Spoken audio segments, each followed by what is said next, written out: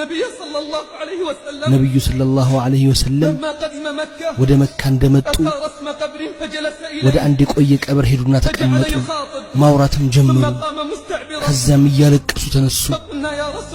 አልናቸው የአላህ መልእክተኛ ሆይ እኛ አይተናል ያደረከው አሉ። እኔ ጌታዬን አስፈቀድኩት እኔ ጌታዬን አስፈቀድኩት የእናቴን ቀብር እንድዘይር ፈቀደልኝ።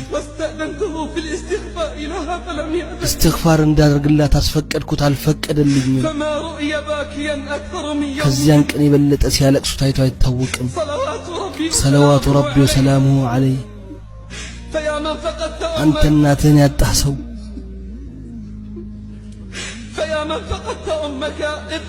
አንተ እናትህን ያጣህ ሆይ በማጣትህ አልቅስ፣ ለሷ የምታደርገውን ዱዓ አብዛ። አንተ ደግሞ እናትህ በሕይወት ያለች ሰው እግሯን አጥብቀህ ያዝ፣ ጀነትህ እዚያ ነችና አንድ ቀን ይመጣል እሷም አታይበት።